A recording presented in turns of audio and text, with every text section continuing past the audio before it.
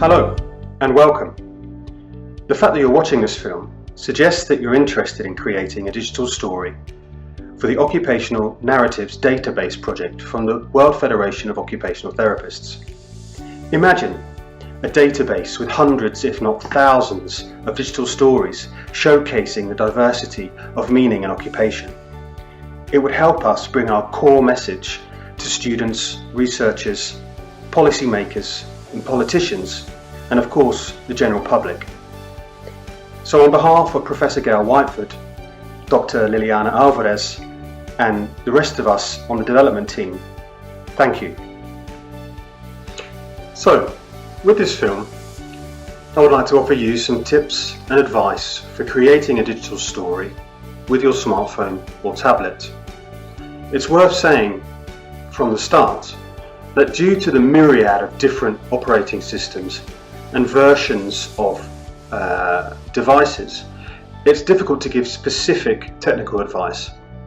However, if you do have a specific question, please feel free to contact the Occupational Narratives project team via the contact details you'll find on the database project website. So let's talk about the form that your digital story will have. We recommend that you use the who, what, when, where, how and why method in order to be able to give your digital story structure within the recommended 4 minutes time. By starting off describing who the person is, or asking them to describe who they are themselves, or a description of the group of individuals. Then a representation of what the occupation is. This can be visual or a verbal explanation. When this happens, where it happens, this is an important one, in which environment it happens, how it does occur. This is also one that can be done visually with a visual description. And then perhaps most importantly, why? Why is this occupation particularly important? What is the meaning behind this occupation for the person or the individuals or the group? You can find more information regarding this method in a written description on the Participate section of the project website. Now, some more basic tips for you. One is how to hold your phone or your tablet. Sounds very simple, but actually can make quite a difference. If you can see, I'm holding up my phone now. This is in portrait setting. We recommend that you use landscape. The reason for that, it gives a wider perspective. You'll be able to see much more of what's happening. And you'll be able to offer more of a visual representation of the occupation. Another tip is to think about the environment that you're making the digital story in. For example, tablets and mobile phones, microphones are very sensitive. We've had a few demo films that we've made that have been almost impossible to hear because of the wind, for example. So think about that in advance. Think about where you're going to be making this digital story and the fact that that will not be a problem for you while you're recording. It's also important to say that this is not a test of your filming capabilities. We're not expecting professional standard films. The higher the standard, the better, obviously. However, you'll see from some of the films that have already been uploaded to the project that it's the essence of the meaning and occupation that we're hoping to collate in this database. And so if part of your film is not particularly good focused, like the film that I've done for feeding my sheep, for example, you'll see that some of that is not in perfect focus, but the essence of the film is there.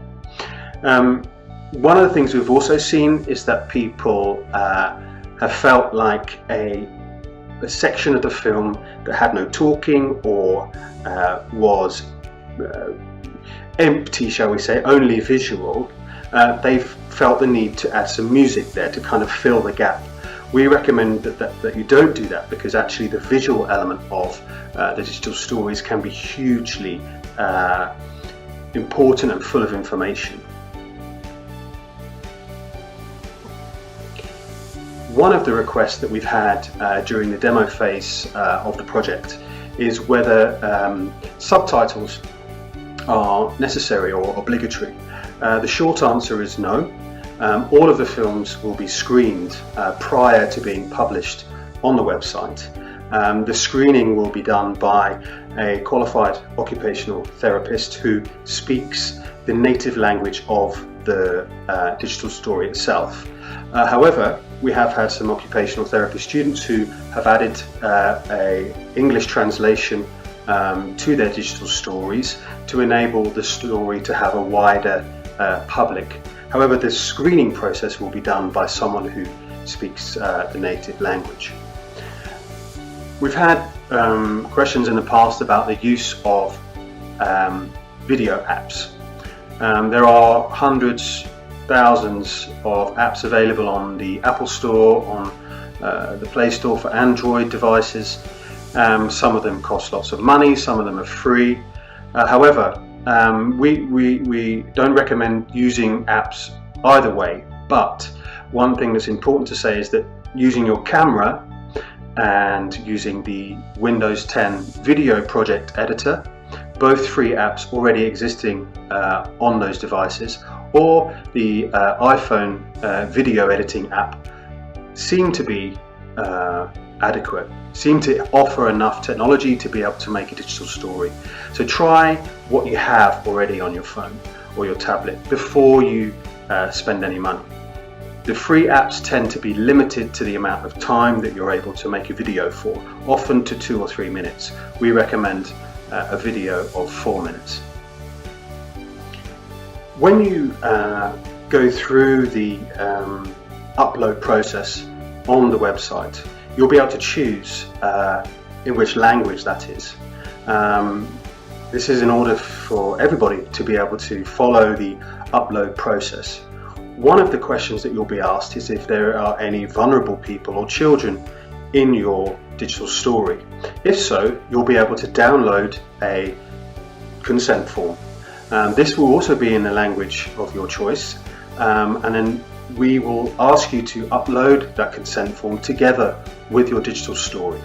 This will then be screened at the same time as the digital story.